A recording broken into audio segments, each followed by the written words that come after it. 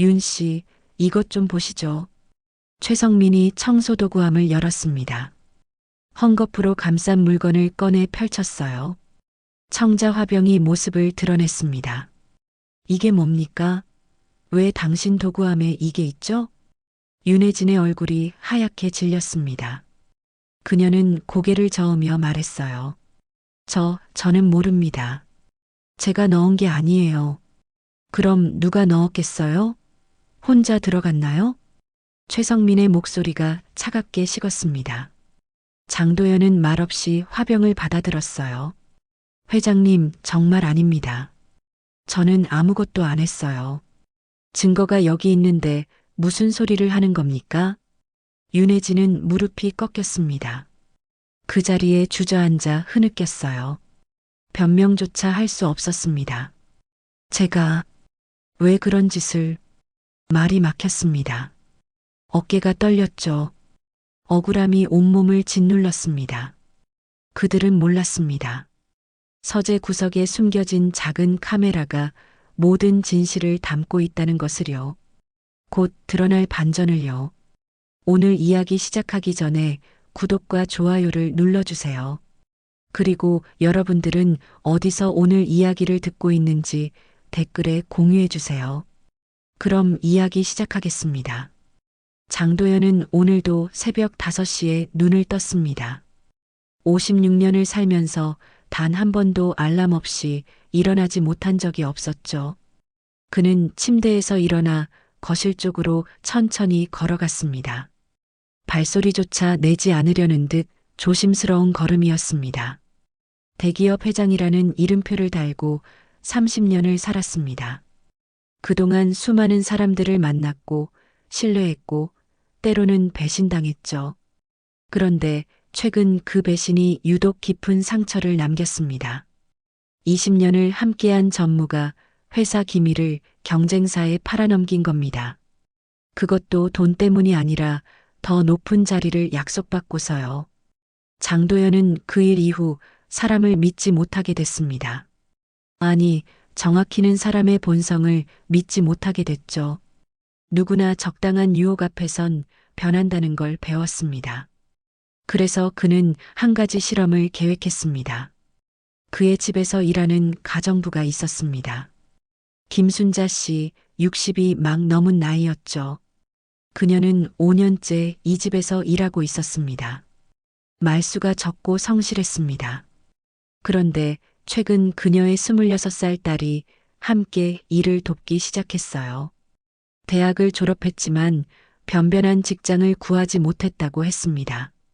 장도연은 그 모녀를 시험해 보기로 했습니다. 인간의 본성을 확인하고 싶었던 거죠. 그래서 어제 저녁 서재에 있는 금고 문을 일부러 열어둔 채로 잠자리에 들었습니다. 금고 안에는 현금 5천만 원이 그대로 보이도록 배치해뒀죠. 새벽 공기는 차가웠습니다. 장도연은 서재 옆 작은 응접실에 몸을 숨겼습니다. 그곳에서 서재 안이 훤히 들여다 보였거든요. 창문 너머로 희미한 아침빛이 스며들기 시작했습니다. 6시 정각 현관문이 조용히 열렸습니다. 김순자 씨와 그녀의 딸 민지가 들어왔죠. 둘은 늘 그랬듯 조용히 신발을 벗고 실내화로 갈아 신었습니다. 장도연은 숨을 죽였습니다. 김순자 씨가 먼저 부엌으로 향했습니다. 아침 준비를 시작하는 소리가 들렸죠. 딸 민지는 거실 청소를 시작했습니다. 진공 청소기 소리가 조용히 울렸습니다. 평소와 다를 게 없는 아침이었습니다. 그런데 민지가 서재 앞을 지나가다 멈췄습니다. 장도연의 심장이 빠르게 뛰기 시작했죠. 민지는 잠시 망설이다 서재 문을 열었습니다. 그리고 금고를 봤습니다. 활짝 열린 금고와 그 안에 가득한 돈다발을요. 장도연은 숨소리조차 내지 않았습니다. 이 순간이 그가 기다리던 순간이었으니까요. 민지는 금고 앞에 서서 한참을 그것을 바라봤습니다. 그녀의 손이 천천히 움직였습니다. 시간이 멈춘 것 같았습니다. 장도연은 이 장면을 또렷하게 기억하게 될 거라 생각했죠. 인간의 본성을 확인하는 순간이었으니까요. 전무의 배신 이후 그가 품었던 의심이 사실로 증명되는 순간일 수도 있었습니다. 민지의 손이 금고 문을 향했습니다. 그런데 그녀가 한 행동은 장도연의 예상과 달랐습니다. 그녀는 돈을 만지지 않았어요. 대신 금고 문을 조용히 닫았습니다. 그리고 주위를 둘러본 뒤 서재문을 나섰습니다. 장도연은 얼어붙었습니다. 예상과 다른 결과였죠. 그런데 이야기는 여기서 끝이 아니었습니다. 민지는 곧장 부엌으로 갔습니다. 그리고 어머니에게 뭔가를 속삭였어요. 김순자 씨의 표정이 굳어졌습니다. 잠시 후 김순자 씨가 서재로 들어왔습니다. 그녀는 금고를 확인하고 문을 다시 한번 꼭꼭 잠갔습니다. 그리고 작은 메모지에 뭔가를 적어 책상 위에 올려놓았죠. 장도연은 그들이 떠난 뒤에야 서재로 들어갔습니다. 책상 위에 메모지를 집어들었습니다. 거기엔 이렇게 적혀 있었습니다. 회장님, 금고 문이 열려 있어 잠가뒀습니다. 비밀번호는 그대로 두었습니다. 김순자 드림. 짧은 문장이었습니다. 그런데 그 안에 담긴 의미가 장도연을 혼란스럽게 만들었죠. 그는 메모지를 손에 쥔 채 한참을 서 있었습니다. 창밖으로 아침 해가 완전히 떠올랐습니다.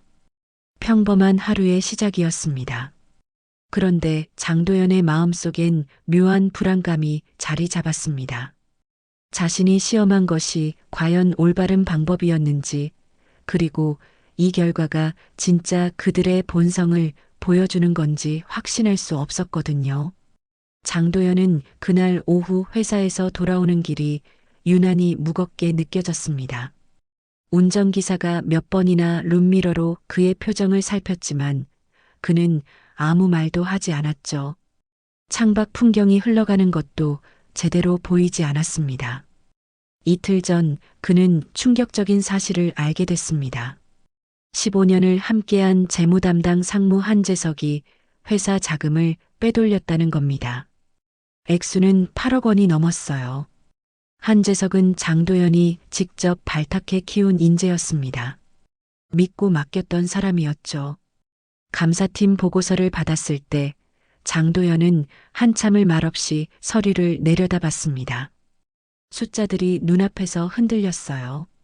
한재석은 페이퍼 컴퍼니를 만들어 계약을 위장했고 그렇게 빼낸 돈을 주식 투자에 쏟아부었다고 했습니다. 손실을 메우려다 더 큰 구멍을 만든 거였죠. 사람이란 게 결국 그런 거구나. 장도연은 그렇게 중얼거렸습니다. 한재석뿐만 아니었어요. 지난 30년간 그를 배신한 사람들이 한둘이 아니었습니다. 동업자였던 대학 선배는 회사 기술을 빼가 경쟁사를 차렸고 10년을 함께한 비서는 기밀 문서를 언론에 흘렸죠. 그때마다 장도연은 상처를 받았지만 또 새로운 사람을 믿으려 했습니다. 그런데 이번엔 달랐습니다. 한재석의 배신은 그에게 마지막 남은 신뢰마저 무너뜨렸어요. 장도연은 결론을 내렸습니다. 사람은 결국 돈 앞에서 모두 무너진다고요. 아무리 오래 함께해도 아무리 잘해줘도 충분한 유혹만 주어지면 누구든 변한다고 말이죠. 그래서 그는 결심했습니다. 자신의 집에서 일하는 김순자 씨와 그녀의 딸을 시험해 보기로요. 그들도 결국 똑같을 거라고 생각했습니다. 다만 그 사실을 확인하고 싶었던 거죠. 저녁 8시 장도연은 서재에 들어갔습니다. 벽면을 가득 채운 책장 뒤쪽에 금고가 숨겨져 있었어요. 그는 비밀번호를 입력하고 금고 문을 활짝 열었습니다. 안에는 현금 다발이 가지런히 쌓여 있었죠. 3억 원 정도였습니다. 원래 금고 안도는 잠금 장치가 있는 서랍에 따로 보관해 둡니다. 하지만 오늘만큼은 일부러 눈에 잘 띄게 배치했어요. 누가 봐도 쉽게 손댈 수 있을 만큼 가까운 곳에 두었습니다. 그리고 서재 문도 살짝 열어뒀죠. 장도연은 거실 소파로 갔습니다. 그곳에서 서재 안이 비스듬하게 보였거든요. 그는 소파에 비스듬히 누워 눈을 감았습니다. 잠든 척하는 거였죠. 팔을 이마에 올리고 호흡을 천천히 고르게 만들었습니다. 시간이 천천히 흘러갔습니다. 벽식의 초침 소리만 조용히 공간을 채웠어요. 장도연은 눈을 감고 있었지만 귀는 모든 소리에 집중하고 있었습니다. 혹시 누가 서재로 들어오는 소리가 들리지 않을까 기다렸죠. 1시간쯤 지났을까요? 아무 일도 일어나지 않았습니다. 장도연은 속으로 생각했어요. 아마 내일 아침일 거라고요. 김순자 씨와 민지가 청소하러 왔을 때 그때 금고를 보게 될 거라고 말이죠. 그런데 그 순간 희미한 발소리가 들렸습니다. 장도연은 숨을 죽였어요. 누군가 복도를 걸어오고 있었습니다. 발소리는 가볍고 조심스러웠죠. 그리고 멈췄습니다. 서재 앞에서요. 장도연의 심장이 빠르게 뛰기 시작했습니다. 그는 눈을 살짝만 떴어요. 흐릿한 시야로 서재 쪽을 봤습니다. 누군가의 그림자가 문틈으로 비쳤죠. 키로 봐선 민지 같았습니다. 민지는 한참을 그 자리에 서 있었습니다. 그러다 천천히 문을 더 열었어요. 삐걱 소리가 작게 났습니다. 그녀는 안으로 들어갔죠. 장도연은 호흡을 최대한 느리게 유지했습니다. 민지가 금고 앞에 섰습니다. 그녀는 열린 금고를 한참 바라봤어요. 현금 다발이 그대로 쌓여 있는 금고를요. 시간이 멈춘 것 같았습니다. 장도연은 이 순간을 놓치지 않으려 애썼죠. 그런데 민지는 손을 뻗지 않았습니다. 대신 천천히 금고 문을 닫기 시작했어요. 조심스럽게 소리가 나지 않도록요. 그리고 서재를 나섰습니다. 발소리는 다시 복도 너머로 멀어졌죠. 장도연은 혼란스러웠습니다. 예상과 다른 반응이었거든요. 돈을 보고도 손대지 않았어요. 아니, 오히려 금고 문을 닫아준 겁니다. 이건 무슨 의미일까요? 정말로 정직한 걸까요? 아니면 다른 속셈이 있는 걸까요? 장도연은 자리에서 일어났습니다. 서재로 걸어가 금고를 확인했어요. 문은 완전히 닫혀 있었고 돈은 그대로였습니다. 하나도 빠지지 않았죠. 그는 한참을 그 자리에 서서 생각에 잠겼습니다. 이상한데 그는 중얼거렸습니다. 뭔가 석연치 않았어요. 사람이 그렇게 쉽게 유혹을 뿌리칠 수 있을까요? 3억 원이라는 거금을 앞에 두고도 손대지 않을 수 있을까요? 장도연은 의심이 들었습니다. 그날 밤 그는 잠을 제대로 이루지 못했습니다. 민지의 행동이 계속 머릿속을 맴돌았어요. 정직해서 그런 걸까요? 아니면 더 큰 것을 노리고 참은 걸까요? 장도연은 후자에 무게를 뒀습니다. 그동안의 경험이 그에게 그렇게 생각하도록 만들었죠. 다음 날 아침 장도연은 다시 금고를 열어뒀습니다. 이번엔 더 노골적으로요. 서재 문도 활짝 열어놓고 금고 안 돈도 더 많이 쌓아뒀습니다. 5억 원 정도였죠. 그리고 다시 소파에 누워 잠든 척했습니다. 이번엔 오래 기다리지 않아도 됐습니다. 아침 7시 김순자 씨와 민지가 들어왔어요. 둘은 조용히 청소를 시작했습니다. 그런데 민지가 서재 앞을 지나다가 또 멈췄죠. 장도연은 눈을 가늘게 뜨고 지켜봤습니다. 민지는 어제처럼 서재 안으로 들어갔어요. 금고를 봤습니다. 그리고 이번에도 문을 닫았습니다. 하지만 어제와 다른 점이 있었어요. 그녀가 나오면서 작은 한숨을 쉬었다는 겁니다. 장도연은 그 한숨 소리를 놓치지 않았습니다. 그는 직감했어요. 이건 단순한 일이 아니라고요. 민지의 행동 뒤에 뭔가 다른 이유가 숨어 있을 거라고 말이죠. 그리고 그 이유를 반드시 밝혀내야 한다고 생각했습니다. 거실은 고요했습니다. 창밖으로 아침 햇살이 쏟아져 들어왔어요. 하지만 장도연의 얼굴엔 불안한 그림자가 짙게 드리워져 있었습니다. 그는 소파에 앉은 채 서재 쪽을 말없이 바라봤죠. 무언가 잘못 돌아가고 있다는 느낌이 들었습니다. 장도연은 그날도 서재 금고를 활짝 열어둔 채 거실 소파에 누웠습니다. 하지만 이번엔 좀 달랐어요. 그는 창문 커튼 사이로 살짝 몸을 숨기고 서재 쪽을 또렷하게 볼 수 있는 위치를 잡았죠. 이번엔 놓치지 않을 작정이었습니다. 시계가 오전 6시를 가리켰습니다. 현관문이 열리는 소리가 들렸어요. 장도연은 숨을 죽였습니다. 그런데 오늘은 목소리가 들렸죠. 낮고 차분한 여자 목소리와 맑고 어린 목소리가 섞여 있었습니다. 조용히 해야 해. 회장님 주무실 시간이니까.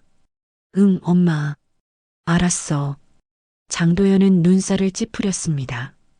김순자 씨 목소리가 아니었어요. 좀 더 젊은 여자 목소리였죠. 그리고 아이 목소리까지 들렸습니다. 그는 커튼 사이로 조심스럽게 고개를 내밀어 현관 쪽을 봤어요.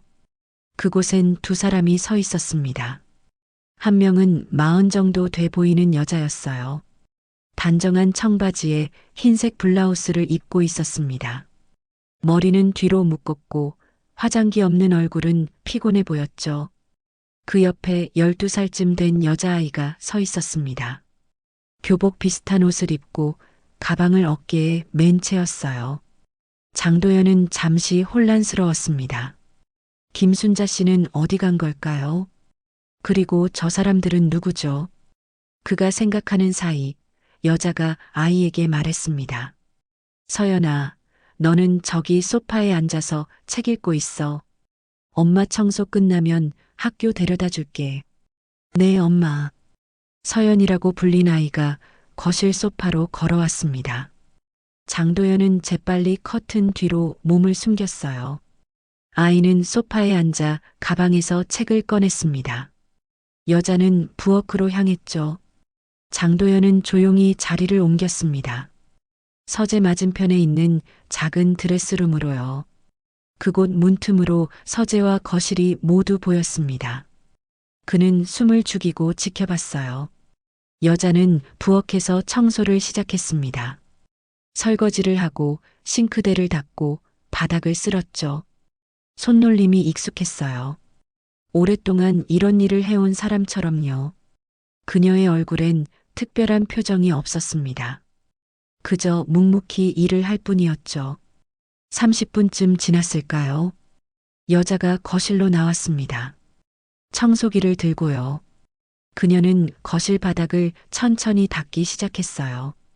소파에 앉아있던 서연이 고개를 들었습니다. 엄마, 나 목말라. 잠깐만, 금방 물 가져다 줄게. 여자는 청소기를 잠시 세워두고 부엌으로 갔습니다. 물을 컵에 따라 서연에게 건넸어요. 서연은 물을 마시고 다시 책을 들여다봤습니다. 여자는 다시 청소를 이어갔죠. 그때였습니다. 여자가 서재 앞을 지나가다 멈췄어요. 문이 활짝 열려 있었거든요. 그녀는 잠시 망설이다 안을 들여다봤습니다. 그리고 금고를 봤죠. 열린 금고와 그 안에 가득 쌓인 현금 다발을요. 장도연은 숨소리조차 내지 않았습니다. 여자의 얼굴이 굳어졌어요. 그녀는 주위를 둘러봤습니다. 아무도 없는지 확인하는 듯 했죠. 그리고 천천히 서재 안으로 들어갔습니다. 여자는 금고 앞에 섰습니다. 한참을 그것을 내려다봤어요. 손이 미세하게 떨렸습니다. 장도연은 그 떨림을 놓치지 않았죠. 여자의 눈빛이 흔들렸습니다. 욕망과 양심 사이에서 갈등하는 게 보였어요. 그녀는 천천히 손을 뻗었습니다. 돈 쪽으로요. 손끝이 현금 다발에 닿을 듯 말 듯한 거리까지 다가갔죠. 하지만 거기서 멈췄습니다. 그녀는 손을 거두고 깊게 한숨을 쉬었어요. 안 돼. 작은 중얼거림이었습니다. 거의 들리지 않을 정도로요.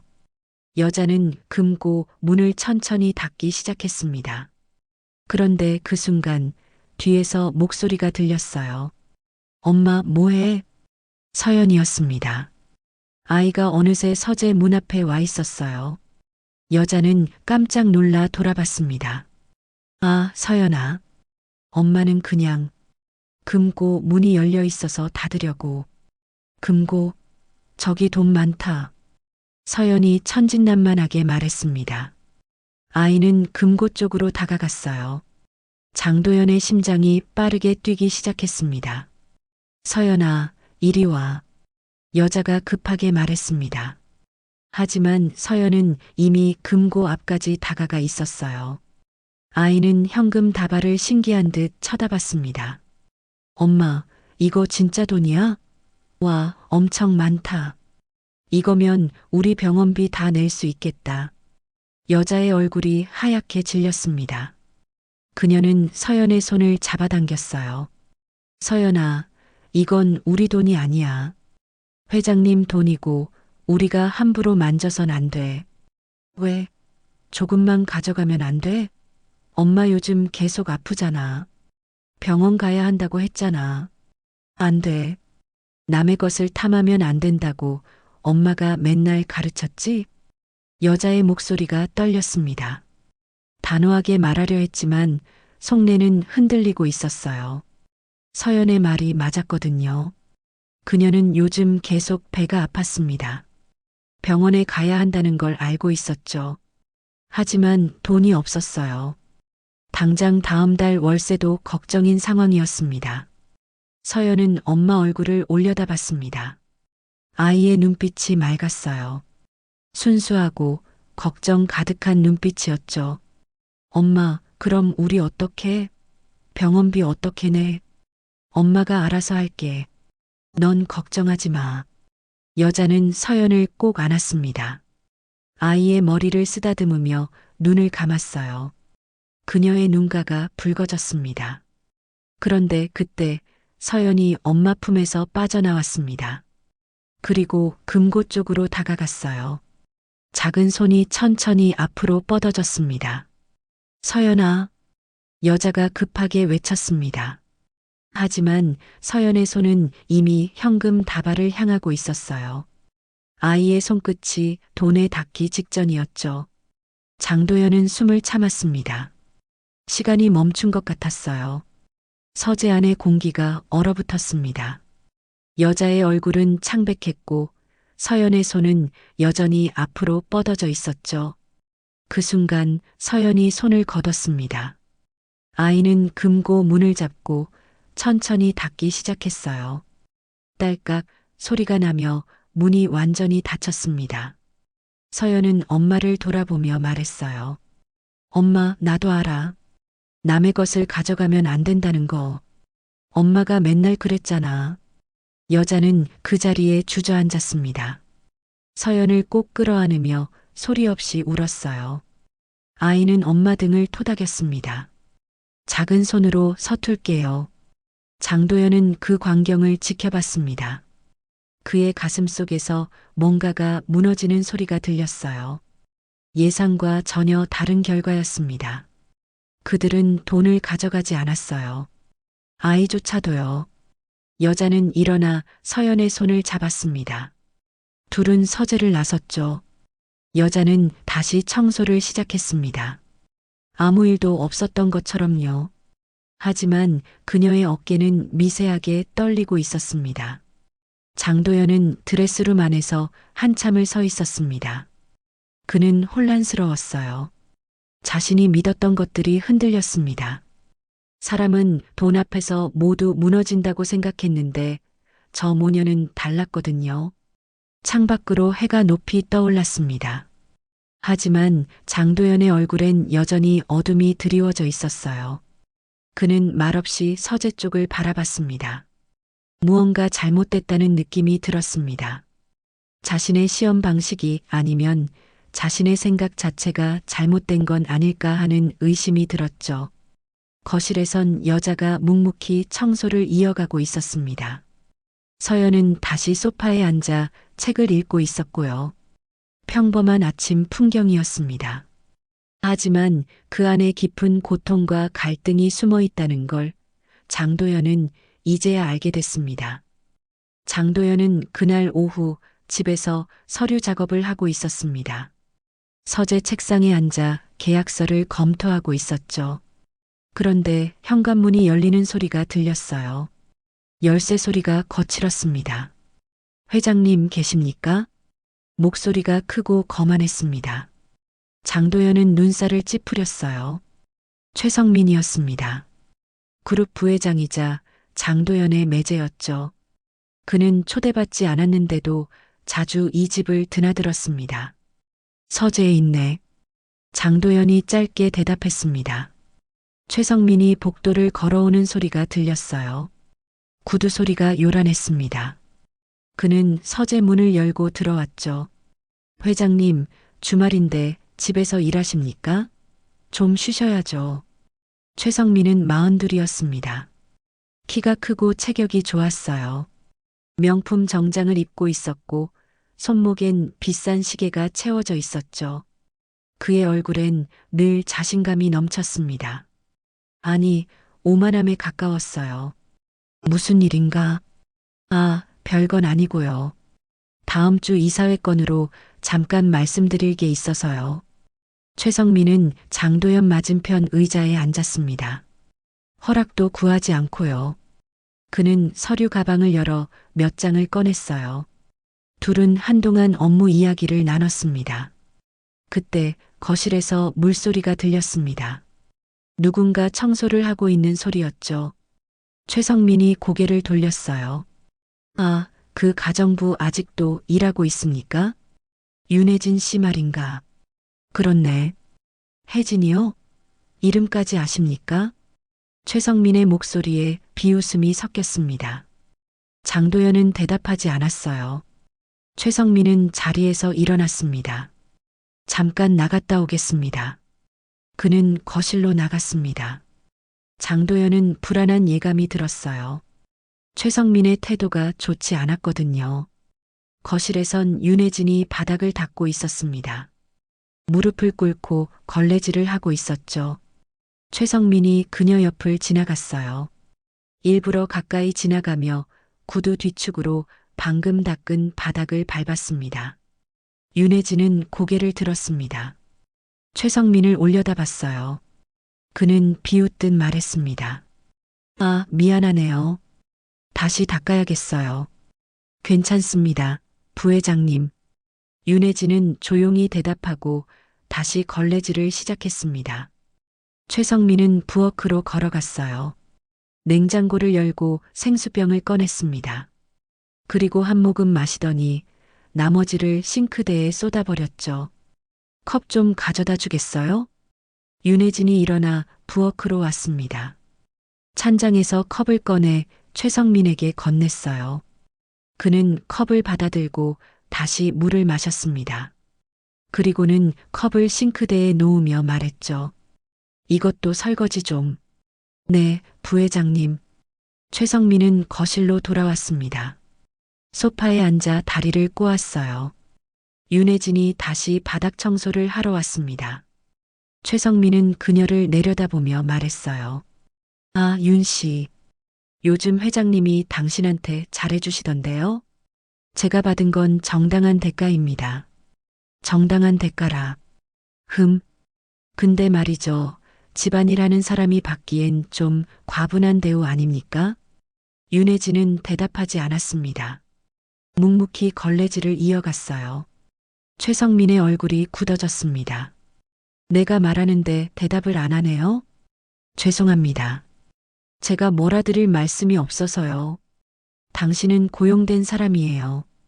고용주한테 감사할 줄 알아야죠.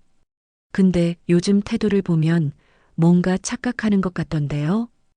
윤혜진이 걸레질을 멈췄습니다. 천천히 고개를 들어 최성민을 봤어요. 그녀의 눈빛은 담담했습니다. 착각한 적 없습니다. 저는 제 일을 할 뿐입니다. 제 일을 한다고요? 웃기네. 당신 같은 사람이 이런 집에서 일할 수 있는 것만으로도 감사해야죠. 최성민의 목소리가 점점 높아졌습니다. 윤혜진은 입술을 깨물었어요. 아무 말도 하지 않았습니다. 서재에서 장도연이 이 대화를 듣고 있었습니다. 그는 자리에서 일어나려다 멈췄어요. 뭔가 지켜보고 싶었습니다. 윤혜진이 어떻게 대응하는지 보고 싶었죠? 최성민은 소파에서 일어났습니다. 윤혜진에게 다가가 낮은 목소리로 말했어요. 당신 딸 서연이라고 했나요? 학교는 잘 다니나요? 윤혜진의 얼굴이 굳었습니다. 딸 이야기가 나오자 긴장한 거였죠. 네, 잘 다니고 있습니다. 그래요? 다행이네. 요즘 학교 다니는 것도 돈이 많이 들잖아요. 당신 같은 형편에. 그건 제가 알아서 할 일입니다. 알아서 한다고요? 당신이 뭘 알아서 해요. 회장님 덕분에 이렇게 일자리라도 있는 거 아닙니까? 윤혜진은 더 이상 참을 수 없었습니다. 그녀는 걸레를 내려놓고 일어섰어요. 최성민과 눈을 마주쳤습니다.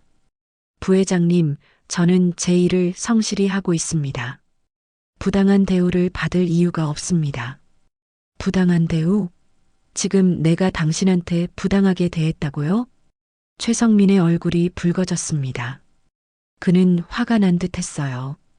윤혜진은 한 걸음 물러섰습니다. 죄송합니다. 제가 말을 잘못했습니다. 이것 봐요, 윤 씨. 당신 같은 사람은 조심해야 해요. 한순간에 일자리 잃을 수 있으니까. 최성민은 그렇게 말하고 현관으로 향했습니다. 신발을 신으며 중얼거렸죠. 회장님한테 말씀드려야겠어. 집안일 하는 사람 교체하는 게 좋겠다고. 그는 문을 쾅 닫고 나갔습니다. 윤혜진은 그 자리에 주저앉았어요. 손이 떨렸습니다. 얼굴은 창백했죠. 이틀 뒤 일요일 오후였습니다. 장도연은 거실에서 신문을 읽고 있었어요. 윤혜진이 2층 청소를 마치고 내려왔습니다. 그런데 현관에서 최성민이 나타났죠. 회장님 계시죠? 응, 여기 있네. 최성민은 거실로 들어왔습니다. 윤혜진과 마주쳤어요. 그는 그녀를 힐끗 보고 장도연에게 다가갔습니다. 회장님, 큰일 났습니다. 무슨 일인가? 서재에 있던 청자 화병이 없어졌습니다. 장도연의 눈빛이 변했습니다. 그 청자 화병은 고려시대 유물이었어요. 가치로 따지면 10억 원이 넘었죠. 없어졌다니 그게 무슨 소리인가? 제가 지난주에 서재에서 봤거든요. 근데 오늘 보니까 없더라고요. 혹시 회장님이 치우셨습니까? 아니, 난 손 뗀 적 없네. 둘은 서재로 갔습니다. 장식장을 확인했어요. 청자 화병이 있던 자리가 비어 있었습니다. 장도연의 얼굴이 굳었죠. 이상하네. 분명 여기 있었는데. 회장님, 혹시 최근에 이 집에 다른 사람이 들어온 적 있습니까? 아니, 없네. 나랑 가정부밖에. 최성민의 눈빛이 날카로워졌습니다. 그는 윤혜진 쪽을 봤어요. 윤혜진은 거실에서 정리를 하고 있었습니다. 회장님, 저 사람 좀 불러보시죠. 윤 씨를 의심하는 건가? 확인은 해봐야죠. 장도연은 윤혜진을 불렀습니다. 그녀가 서재로 왔어요. 최성민이 먼저 물었습니다. 윤 씨, 이 서재 청소는 언제 했습니까? 그제 했습니다. 그때 이 장식장에 청자 화병 본 적 있어요? 화병이요? 아니요. 저는 장식장 안을 열어본 적 없습니다. 거짓말 마세요. 청소하면서 안 봤을 리 없잖아요. 윤혜진의 얼굴이 창백해졌습니다. 그녀는 고개를 저었어요. 정말 못 봤습니다. 저는 바닥이랑 책상만 닦았어요. 최성민은 비웃었습니다. 그리고 거실로 나가 윤혜진의 청소도구함을 가져왔어요. 함을 열어 안을 뒤지기 시작했죠. 이거 봐요, 회장님. 최성민이 청소도구함 맨 아래에서 무언가를 꺼냈습니다. 헝겊으로 감싼 물건이었어요. 그가 헝겊을 풀자 청자 화병이 나타났습니다. 윤혜진의 눈이 커졌습니다. 그녀는 고개를 저으며 말했어요. 저건 제가 넣은 게 아닙니다. 정말입니다. 그럼 누가 넣었겠어요? 혼자 들어갔나요? 최성민의 목소리가 차갑게 식었습니다. 장도연은 말없이 화병을 받아들었어요. 그리고 윤혜진을 봤습니다. 그녀는 떨리는 목소리로 말했죠. 회장님, 저는 정말 아무것도 안 했습니다. 저 화병, 제가 넣은 게 아니에요. 증거가 여기 있는데 무슨 소리를 하는 겁니까? 최성민이 냉소를 띠며 말했습니다. 윤혜진은 무릎이 꺾였어요. 그 자리에 주저앉아 울기 시작했습니다. 제가 왜 그런 짓을 하겠습니까? 저는 말이 막혔습니다. 윤혜진은 고개를 숙이고 흐느꼈어요. 어깨가 떨렸습니다. 장도연은 그녀를 내려다봤습니다. 그의 눈빛엔 복잡한 감정이 담겨 있었죠. 의심과 동정, 그리고 혼란이 뒤섞여 있었습니다. 저녁이 됐습니다. 윤혜진은 집을 나섰어요. 비틀거리는 걸음이었습니다. 현관문이 닫히는 소리가 무겁게 울렸죠. 장도연은 창가에 서서 그녀가 멀어지는 모습을 지켜봤습니다. 그날 밤 윤혜진은 좁은 월세방에서 혼자 앉아 있었습니다. 서연은 아직 학원에서 돌아오지 않았어요. 그녀는 무릎을 끌어안고 울었습니다. 억울함과 분노, 무력감이 한꺼번에 밀려왔죠. 다시는 이런 일 당하지 않을 거야. 그녀는 눈물을 닦으며 중얼거렸습니다. 눈빛이 달라졌어요. 슬픔이 가라앉고 단단한 결심이 자리 잡았습니다. 그녀는 일어서서 창밖을 봤어요. 어둠 속에서도 그녀의 눈은 빛났습니다. 윤혜진은 그날 밤 잠들지 못했습니다. 침대에 누워 천장을 바라봤어요. 어둠 속에서 눈물이 흘러내렸죠. 억울했습니다. 자신은 아무것도 하지 않았는데 도둑으로 몰렸으니까요. 옆에선 서연이 자고 있었습니다. 고른 숨소리가 들렸어요. 윤혜진은 딸의 얼굴을 바라봤습니다. 평화로운 얼굴이었죠. 아무것도 모르는 순수한 얼굴이었습니다. 서연아, 미안해. 윤혜진은 작게 속삭였습니다. 딸에게 좋은 환경을 만들어주지 못한 것 같아 미안했어요. 당장 내일부터 일자리가 없을지도 몰랐습니다. 월세는 어떻게 내야 할까요? 서연 학원비는요? 그녀는 몸을 일으켜 거실로 나갔습니다. 작은 식탁에 앉아 물을 한 모금 마셨어요. 그리고 서랍을 열었습니다. 안에 낡은 사진첩이 있었죠. 윤혜진은 사진첩을 펼쳤습니다. 첫 장에 남편 사진이 있었어요. 환하게 웃는 얼굴이었습니다. 그녀는 사진을 쓰다듬었죠. 남편은 5년 전에 세상을 떠났습니다. 교통사고였어요. 남편 김민수는 평범한 회사원이었습니다. 월급이 많지 않았지만 성실하고 정직한 사람이었어요. 그는 늘 윤혜진에게 말했죠. 여보, 우리 가난해도 정직하게 살자. 그게 우리 딸한테 줄 수 있는 가장 큰 유산이야. 윤혜진은 그 말을 기억했습니다. 남편이 세상을 떠나기 전날 밤에도 똑같은 말을 했었죠. 병원 침대에 누워서요. 혜진아, 서연이 잘 키워. 돈 없어도 괜찮아. 정직하게만 살면 돼. 약속해. 윤혜진은 눈물을 흘리며 고개를 끄덕였습니다. 그리고 그 약속을 지켰어요. 지난 5년간 아무리 힘들어도 정직하게 살았습니다. 그녀는 사진첩을 한 장 더 넘겼습니다. 서연이 어렸을 때 사진이 나왔어요. 아빠 무릎에 앉아 있는 사진이었죠. 둘 다 행복한 얼굴이었습니다. 아빠, 저 약속 지킬게. 엄마가 맨날 그러잖아. 정직하게 살아야 한다고. 서연이 옛날에 했던 말이 떠올랐습니다. 7살 때였어요. 친구가 학교에서 지우개를 가져오라고 했는데 서연은 거절했었죠. 남의 것을 가져가면 안 된다고 배웠으니까요. 윤혜진은 사진첩을 덮었습니다. 고개를 들어 창밖을 봤어요. 새벽이 밝아오고 있었습니다. 희미한 빛이 어둠을 밀어내고 있었죠. 당신, 내가 잘하고 있는 거 맞죠? 그녀는 남편에게 묻듯 중얼거렸습니다. 대답은 없었어요. 하지만 마음속에서 목소리가 들렸습니다. 남편의 목소리 같았죠. 잘하고 있어. 계속 그렇게 살아. 윤혜진은 눈물을 닦았습니다. 그리고 다시 침실로 들어갔어요. 서연 옆에 누웠습니다. 딸의 손을 잡았죠. 서연아, 엄마는 포기 안 할 거야. 우리 아빠가 가르쳐 준 대로 살 거야. 서연이 잠결에 몸을 뒤척였습니다. 윤혜진의 손을 꼭 쥐었어요. 작고 따뜻한 손이었습니다.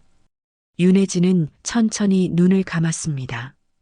마음이 조금 가라앉았어요. 여전히 억울했고 앞으로가 두려웠지만 포기하지 않기로 했습니다. 정직하게 살아온 지난 날들이 자신을 지탱하고 있었죠. 창밖으로 새벽빛이 완전히 밝아왔습니다. 새로운 하루가 시작되고 있었어요. 윤혜진은 그 빛 속에서 희망을 보았습니다. 작지만 단단한 희망이었죠. 장도연은 그날 아침 일찍 집을 나섰습니다. 회사가 아닌 다른 곳으로요. 그는 강남에 있는 작은 건물로 향했죠. 보안업체였습니다. 회장님, 여기 파일입니다. 직원이 USB를 건넸습니다. 장도연은 그것을 받아들고 고개를 끄덕였어요. 그는 한 달 전 지방 곳곳에 초소형 카메라를 설치했었습니다. 아무도 모르게요. 처음엔 가정부 모녀를 시험하려는 의도였습니다. 하지만 지금은 다른 진실을 확인하고 싶었어요. 최성민의 행동이 석연치 않았거든요. 장도연은 회사로 갔습니다. 회장실 문을 잠그고 컴퓨터에 USB를 꽂았어요. 파일을 열었습니다. 영상이 재생되기 시작했죠. 첫 번째 영상은 사흘 전 새벽이었습니다. 윤혜진과 서연이 청소하러 온 날이었죠. 화면 속에서 둘이 조용히 현관문을 열고 들어왔습니다. 윤혜진이 부엌으로 가고 서연이 거실을 정리했어요. 그리고 서연이 서재 앞을 지나다 멈췄습니다. 금고가 열려 있었거든요. 장도연은 화면을 주시했습니다. 서연이 서재 안으로 들어갔어요. 금고를 봤습니다. 한참을 그것을 바라보더니 천천히 손을 뻗었죠. 하지만 서연은 돈을 만지지 않았습니다. 대신 금고 안 현금 다발을 가지런히 정리했어요. 삐뚤어진 것들을 반듯하게 세웠습니다. 그리고 금고 문을 조심스럽게 닫았죠. 장도연의 눈이 커졌습니다. 예상과 달랐어요. 아이는 돈을 훔치려 한 게 아니었습니다. 오히려 정리하고 문을 닫아준 거였죠. 두 번째 영상이 재생됐습니다. 이틀 전 오후였어요. 최성민이 집에 온 날이었습니다. 화면 속에서 최성민이 거실을 돌아다니고 있었어요. 윤혜진이 2층 청소를 하러 올라간 뒤였습니다. 최성민은 주위를 살피더니 서재로 들어갔어요. 장식장을 열고 청자 화병을 꺼냈습니다. 그는 화병을 헝겊으로 감쌌어요. 그리고 거실로 나와 윤혜진의 청소도구함을 열었습니다. 화병을 맨 아래 깊숙이 숨겼죠. 모든 동작이 빠르고 능숙했습니다. 장도연은 화면을 멈췄습니다. 숨이 막혔어요. 최성민이 일부러 화병을 숨긴 거였습니다. 윤혜진을 도둑으로 몰기 위해서요. 이 자식이. 장도연은 이를 갈았습니다. 분노가 치밀어 올랐어요. 최성민은 평소에도 윤혜진을 못마땅하게 여겼습니다. 자신이 배려하는 게 마음에 안 들었던 거죠. 장도연은 영상을 저장했습니다. 그리고 최성민에게 전화를 걸었어요. 성민, 지금 내 집으로 오게.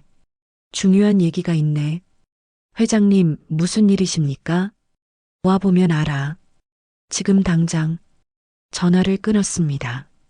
장도연은 자리에서 일어나 집으로 향했어요. 차 안에서 그는 윤혜진에게도 연락했습니다. 윤 씨, 오늘 오후 3시에 집으로 와주실 수 있습니까? 회장님, 저는 이제 그 집에 갈 수 없을 것 같습니다. 윤혜진의 목소리가 떨렸습니다. 장도연은 단호하게 말했어요. 중요한 일입니다. 꼭 와주십시오. 윤 씨에게 유리한 일이니까요. 알겠습니다. 오후 3시 장도연의 집 거실에 사람들이 모였습니다. 최성민이 먼저 와 있었어요. 그는 소파에 앉아 다리를 꼬고 있었습니다. 여유로운 표정이었죠. 윤혜진이 조심스럽게 들어왔습니다. 그녀는 최성민과 눈이 마주치자 고개를 숙였어요. 장도연이 그들을 보며 말했습니다. 오늘 모인 이유는 간단합니다. 진실을 밝히려고요. 진실이요? 무슨 진실 말입니까? 최성민이 물었습니다. 장도연은 노트북을 거실 테이블에 올려놓았어요. 화면을 켰습니다. 이것 좀 보시죠. 영상이 재생됐습니다. 서연이 금고 앞에서 현금을 정리하는 장면이었어요. 윤혜진의 눈이 커졌습니다. 최성민의 표정이 굳어졌죠. 회장님, 이건 계속 보십시오. 장도연은 다음 영상을 재생했습니다. 최성민이 청자 화병을 윤혜진의 청소도구함에 숨기는 장면이었어요. 화면 속 최성민은 주위를 살피며 재빨리 움직였습니다. 거실이 고요해졌습니다. 윤혜진은 화면을 보며 입을 막았어요. 최성민은 얼굴이 하얗게 질렸습니다. 이게 무슨... 최성민이 말을 더듬었습니다. 장도연은 냉정하게 말했어요. 내가 한 달 전에 집안에 카메라를 설치했네. 윤 씨 모녀를 시험하려고 했지. 그런데 뜻밖의 진실을 발견했어. 회장님, 이건 오해입니다. 제가... 오해? 영상이 다 나와 있는데 무슨 오해입니까? 장도연의 목소리가 차가웠습니다. 최성민은 입술을 깨물었어요. 변명할 말이 없었습니다. 당신은 왜 그런 짓을 했습니까? 윤 씨한테 무슨 원한이라도 있나? 저는 단지 뭡니까? 말해보시오. 최성민은 고개를 숙였습니다. 그의 얼굴이 일그러졌어요. 분노와 수치심이 뒤섞인 표정이었죠. 회장님이 저 여자를 너무 챙기시지 않습니까? 고작 가정부한테요. 그게 보기 싫었습니다. 그래서 죄 없는 사람을 도둑으로 몰았다는 겁니까? 죄송합니다. 최성민은 더 이상 말하지 못했습니다. 윤혜진은 그 자리에 주저앉았어요. 눈물이 흘러내렸습니다. 억울함이 풀린 거였죠. 장도연은 윤혜진에게 다가갔습니다. 그녀를 일으켜 세우며 말했어요. 윤 씨, 정말 미안합니다. 제가 이 사람을 제대로 보지 못했습니다. 아닙니다, 회장님. 진실을 밝혀주셔서 감사합니다. 윤혜진은 눈물을 닦으며 고개를 숙였습니다. 장도연은 최성민을 돌아봤어요. 당신은 오늘부로 회사에서 나가시오. 그리고 다시는 내 앞에 나타나지 마십시오. 회장님, 제발 나가라고 했습니다. 최성민은 자리에서 일어났습니다. 비틀거리는 걸음으로 현관을 향했어요. 그의 얼굴은 창백했고 어깨는 축 처져 있었습니다. 문이 닫히는 소리가 무겁게 울렸죠. 거실엔 장도연과 윤혜진만 남았습니다. 장도연은 윤혜진에게 물었어요. 윤 씨, 계속 일해 주실 수 있습니까?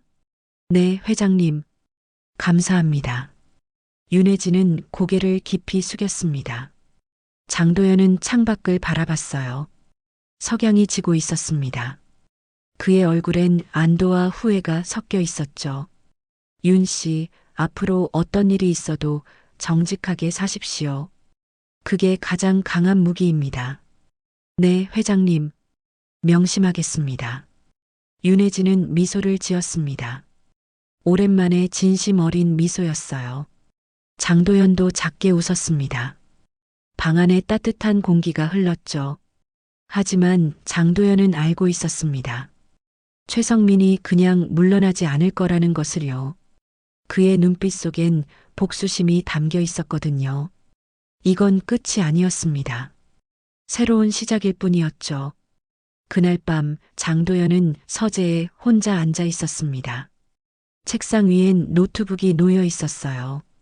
화면엔 영상이 멈춰진 채였죠. 서연이 금고 앞에서 돈을 정리하는 장면이었습니다. 장도연은 한참 동안 그 화면을 바라봤습니다. 12살 아이가 수억 원 앞에서 흔들리지 않았어요. 가져갈 수도 있었는데 그러지 않았습니다. 오히려 정리하고 문을 닫아줬죠. 돈 앞에서도 흔들리지 않는 사람들이 있구나. 장도연은 중얼거렸습니다. 지난 30년간 그가 믿어왔던 것들이 흔들렸어요. 사람은 결국 돈 앞에서 무너진다고 생각했는데 틀렸던 겁니다. 그는 자리에서 일어나 창밖을 바라봤습니다. 밤하늘엔 별이 총총했어요. 장도연은 깊게 숨을 들이쉬었습니다. 가슴속 무언가가 녹아내리는 느낌이었죠. 다음 날 아침 장도연은 일찍 회사로 갔습니다. 법무팀장을 불렀어요. 팀장, 최성민 부회장 건으로 법적 조치를 취하려 합니다. 어떤 조치 말씀이십니까? 고소할 겁니다. 절도 교사죄와 무고죄로요. 법무팀장의 얼굴이 굳었습니다. 최성민은 회사 임원이자 회장의 매제였거든요. 쉽지 않은 결정이었죠. 회장님, 신중하게 생각하셔야 합니다. 가족 관계도 있고, 가족이라고 해서 죄를 덮을 순 없습니다. 진행하십시오. 알겠습니다. 장도연은 결심이 확고했습니다. 최성민의 행동은 단순한 실수가 아니었어요. 계획적이고 악의적이었습니다. 반드시 책임을 물어야 했죠. 오후에 장도연은 변호사와 함께 경찰서에 갔습니다. 고소장을 제출했어요. 증거 영상도 함께 제출했습니다. 경찰은 즉시 최성민을 조사하기로 했죠. 이틀 후 최성민은 경찰에 출석했습니다. 조사를 받으며 그는 모든 사실을 인정했어요. 변명의 여지가 없었거든요. 영상이 모든 걸 보여주고 있었으니까요. 왜 그런 짓을 했습니까? 경찰이 물었습니다. 최성민은 고개를 숙인 채 대답했어요. 질투였습니다. 회장님이 그 가정부를 배려하는 게 마음에 안 들었어요. 고작 가정부 주제에 뭐가 그리 대단하다고. 그래서 무고한 사람을 도둑으로 몰았다는 겁니까? 네. 최성민의 목소리는 작았습니다. 그의 얼굴엔 후회가 역력했어요. 하지만 이미 늦었습니다. 검찰은 최성민을 기소했습니다. 절도 교사죄와 무고죄였어요. 재판이 진행됐고 석 달 뒤 판결이 나왔습니다. 징역 1년에 집행유예 2년이었죠. 판사는 판결문을 읽으며 말했습니다. 피고인은 자신의 감정을 이기지 못해 무고한 사람을 범죄자로 만들려 했습니다. 이는 용서받기 어려운 행위입니다. 다만 초범이고 반성하고 있는 점을 참작해 집행유예를 선고합니다. 최성민은 법정에서 고개를 숙였습니다. 그의 어깨가 떨렸어요. 장도연은 방청석에 앉아 그 모습을 지켜봤습니다. 감정이 복잡했죠. 재판이 끝나고 장도연은 회사로 돌아왔습니다. 이사회를 열었어요. 안건은 최성민의 해임이었습니다. 최성민 부회장의 부도덕한 행위로 인해 회사 이미지에 큰 타격을 입었습니다. 따라서 그를 즉시 해임하고자 합니다. 장도연의 목소리는 단호했습니다. 이사들은 고개를 끄덕였어요. 만장일치로 해임안이 통과됐습니다. 며칠 후 장도연은 윤혜진을 집으로 불렀습니다. 그녀는 조심스럽게 거실로 들어왔어요. 장도연은 소파를 가리키며 말했습니다. 앉으십시오. 회장님 앞에서 어떻게... 괜찮습니다. 오늘은 제가 드릴 말씀이 있어서요. 윤혜진은 소파 끝에 조심스럽게 앉았습니다. 장도연은 그녀 맞은편에 앉았어요. 잠시 침묵이 흘렀죠. 윤 씨, 진심으로 사과드립니다. 장도연이 먼저 말을 꺼냈습니다. 윤혜진은 고개를 들어 그를 봤어요. 제가 윤 씨를 시험했습니다. 금고를 일부러 열어뒀고 카메라로 지켜봤죠. 정말 죄송합니다. 회장님, 저는 사람을 믿지 못했습니다. 돈 앞에서 모두가 무너진다고 생각했어요. 그런데 윤 씨와 서연 양은 달랐습니다. 그 사실이 저를 부끄럽게 만들었어요. 장도연의 목소리가 떨렸습니다. 윤혜진은 눈물을 글썽이며 말했어요. 회장님, 저희는 그저 배운 대로 살았을 뿐입니다. 남의 것을 탐하면 안 된다고, 정직하게 살아야 한다고 배웠거든요. 그 가르침이 얼마나 소중한지 이제 알겠습니다.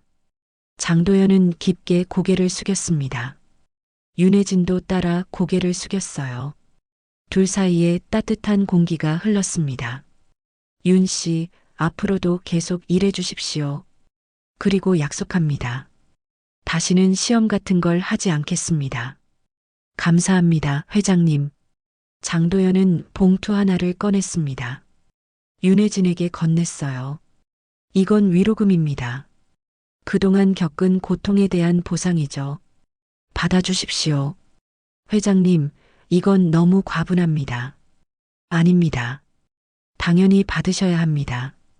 윤혜진은 봉투를 받았습니다. 열어보지 않았지만 무게감이 느껴졌어요. 그녀는 눈물을 닦으며 고개를 숙였습니다. 회장님, 정말 감사합니다. 제가 더 감사합니다. 윤 씨 덕분에 중요한 걸 배웠으니까요. 장도연은 일어서서 창밖을 바라봤습니다. 햇살이 밝게 쏟아지고 있었어요. 그의 얼굴엔 평화로운 미소가 떠올랐습니다. 그날 저녁 장도연은 서재에서 일기를 썼습니다. 오랜만이었어요. 그는 천천히 글을 적어 내려갔습니다. 오늘 나는 한 가지 진실을 깨달았다. 돈이 사람을 시험하는 게 아니라 사람의 본성이 돈을 이기는 것이다. 윤혜진과 서연은 그 사실을 보여줬다. 가난해도 힘들어도 그들은 정직함을 잃지 않았다. 나는 그들에게 감사한다. 내 얼어붙은 마음을 녹여줘서. 장도연은 펜을 놓았습니다. 창밖으로 밤하늘이 보였어요. 별들이 반짝이고 있었습니다. 그는 깊게 숨을 내쉬었죠. 윤혜진은 집으로 돌아왔습니다. 작은 월세방이었지만 오늘따라 따뜻하게 느껴졌어요. 서연이 책상에 앉아 숙제를 하고 있었습니다. 엄마, 다녀오셨어요? 응, 서연아. 윤혜진은 딸을 꼭 안았습니다. 서연은 엄마를 올려다보며 물었어요. 엄마, 무슨 좋은 일 있어요? 표정이 밝아 보여요. 응, 좋은 일이 생겼어. 우리 앞으로 더 열심히 살면 돼. 네, 엄마. 윤혜진은 봉투를 열었습니다. 안에 수표가 들어 있었어요. 5천만 원이었습니다. 그녀는 눈물을 흘렸어요. 감사의 눈물이었죠. 밤이 깊어갔습니다. 장도연의 집은 고요했어요. 하지만 그 고요함 속엔 평화가 있었습니다. 오랜만에 찾아온 진정한 평화였죠. 서재 책상 위엔 노트북이 놓여 있었습니다. 화면은 꺼져 있었어요. 더 이상 누군가를 의심하거나 시험할 필요가 없었으니까요. 장도연은 드디어 사람을 믿는 법을 배웠습니다. 창밖으로 새벽이 밝아오기 시작했습니다. 새로운 하루가 시작되고 있었어요. 장도연과 윤혜진, 그들 모두에게 새로운 시작이었습니다. 신뢰와 정직함으로 이어진 관계, 그것이 가장 큰 재산이라는 걸 깨달은 하루였죠. 한 달이 지났습니다. 장도연은 본사 대회의실에서 기자회견을 열었어요. 수십 명의 기자들이 카메라를 들이댔습니다. 플래시가 터졌죠. 장도연은 단상에 섰습니다. 준비한 원고를 내려다보다가 접어서 주머니에 넣었어요. 그리고 기자들을 바라보며 입을 열었습니다. 오늘 제가 이 자리에 선 이유는 고백하기 위해서입니다. 기자들이 웅성거렸습니다. 장도연은 차분하게 말을 이어갔어요. 저는 사람을 믿지 못했습니다. 30년간 사업을 하며 수많은 배신을 겪었거든요. 그래서 결론을 내렸죠. 사람은 결국 돈 앞에서 무너진다고요. 그는 잠시 멈췄습니다. 물을 한 모금 마셨어요. 그런데 한 가정부와 그녀의 딸이 제 생각을 바꿔놨습니다. 그들은 거액의 돈 앞에서도 흔들리지 않았어요. 정직함을 지켰습니다. 저는 그 모습을 보며 깨달았습니다. 장도연의 목소리가 떨렸습니다. 감정이 북받쳐 오르는 게 느껴졌죠. 오늘 우리 회사를 지킨 건 권력도 돈도 아니었습니다. 한 가정부의 정직이었습니다. 그 정직함이 부패한 임원을 물리쳤고 제 얼어붙은 마음을 녹였어요. 기자들이 일제히 메모를 하기 시작했습니다. 카메라 셔터 소리가 연달아 터졌어요. 저는 오늘부터 우리 회사의 윤리경영위원회를 신설하겠습니다. 그리고 정직과 신뢰를 최우선 가치로 삼겠습니다. 감사합니다. 장도연은 깊게 고개를 숙였습니다. 박수가 터져 나왔어요. 기자회견장은 뜨거운 열기로 가득 찼습니다.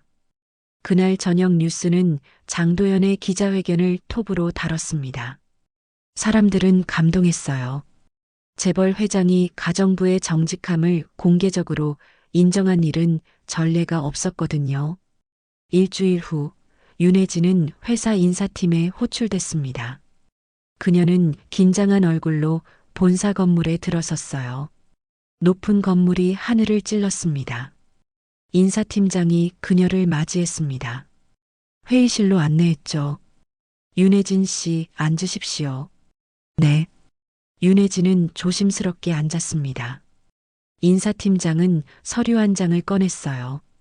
윤 씨를 우리 회사 사회공헌팀 정규직으로 채용하고자 합니다. 윤혜진의 눈이 커졌습니다. 믿을 수 없다는 표정이었어요. 정규직이요? 저를요? 네. 회장님 지시입니다. 윤 씨 같은 분이 필요하다고 하셨어요. 하지만 저는 학벌도 없고 우리가 원하는 건 학벌이 아닙니다. 정직과 성실함이죠. 윤 씨는 그걸 충분히 증명했습니다. 인사팀장은 미소를 지으며 계약서를 건넸습니다. 윤혜진은 떨리는 손으로 받았어요. 눈물이 흘러내렸습니다. 감사합니다. 정말 감사합니다. 다음 날 윤혜진은 서연을 데리고 장도연의 집을 찾아갔습니다. 감사 인사를 드리러 온 거였죠. 장도연은 거실에서 그들을 맞았습니다. 서연은 조금 긴장한 얼굴로 인사했어요. 안녕하세요, 회장님. 그래, 서연 양. 잘 지냈나요? 네. 장도연은 서연에게 봉투 하나를 건넸습니다. 서연은 어리둥절한 얼굴로 받았어요. 이게 뭐예요? 열어봐요. 서연은 봉투를 열었습니다. 안에 장학 증서가 들어 있었어요. 그녀는 눈을 크게 뜨고 증서를 읽었습니다. 장학금이요? 저한테요? 우리 회사가 만든 장학재단의 첫 장학생입니다. 대학 졸업할 때까지 전액 지원할 거예요. 서연은 말을 잇지 못했습니다. 입술이 떨렸어요. 윤혜진도 눈물을 흘렸습니다. 회장님, 이건 너무 과분합니다. 아닙니다. 서연 양이 받을 자격이 충분합니다. 정직하게 살아온 대가죠. 장도연은 서연을 바라봤습니다. 아이의 눈빛이 맑았어요. 그 눈빛 속엔 희망이 가득했습니다. 서연은 장학 증서를 꼭 안았습니다. 그리고 환하게 웃으며 말했어요. 아빠, 저 정직하게 살면 언젠가 좋은 일이 생긴다고 했죠? 오늘이 바로 그날이에요. 장도연의 눈가가 붉어졌습니다. 가슴 깊은 곳에서 뭔가가 밀려왔어요. 그는 눈물을 참으려 했지만 그럴 수 없었습니다. 맞아요, 서연 양.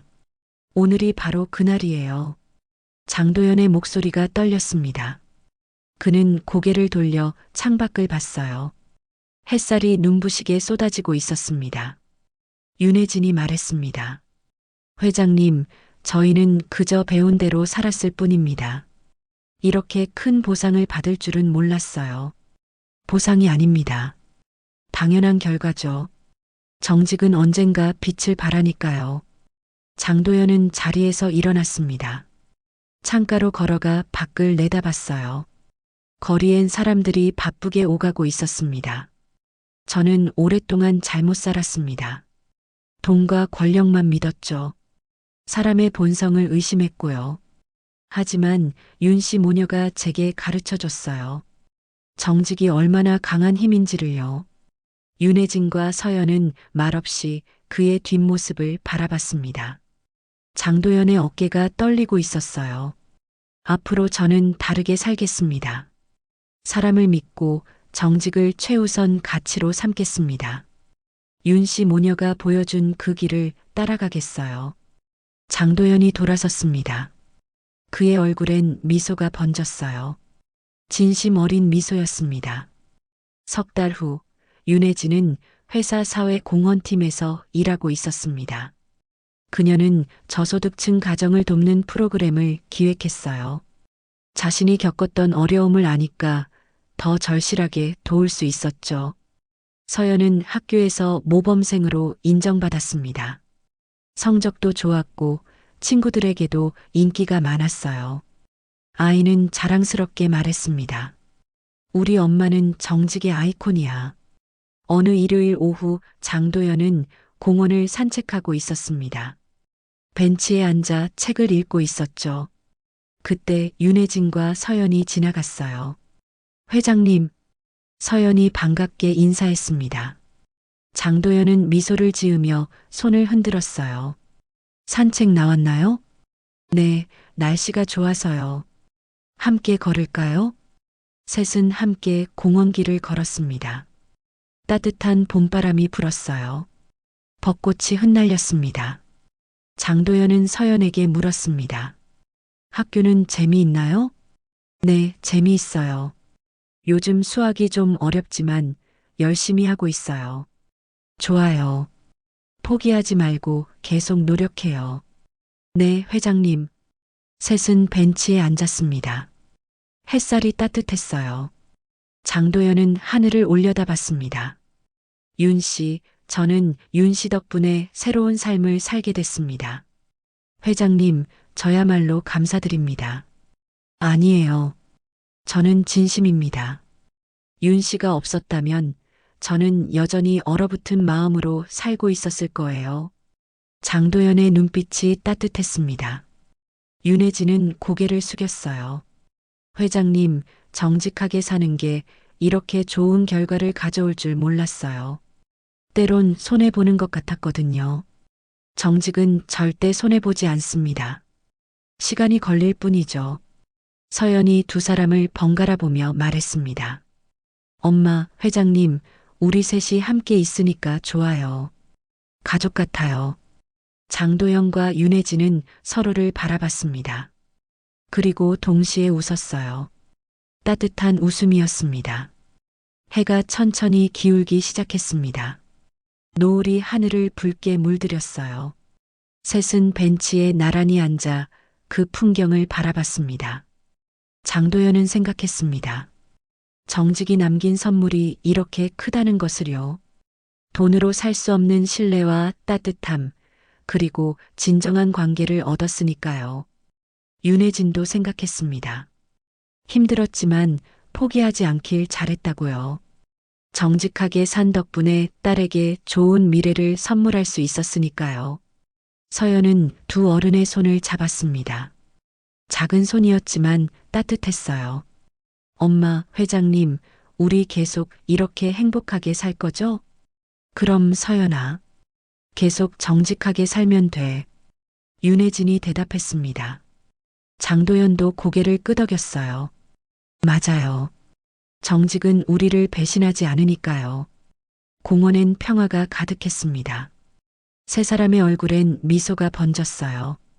그들은 서로 손을 잡은 채 노을 지는 하늘을 바라봤습니다. 카메라가 천천히 줌아웃됩니다.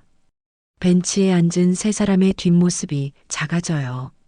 노을빛이 그들을 감싸고 있었습니다. 따뜻하고 평화로운 장면이었죠. 화면이 서서히 어두워집니다.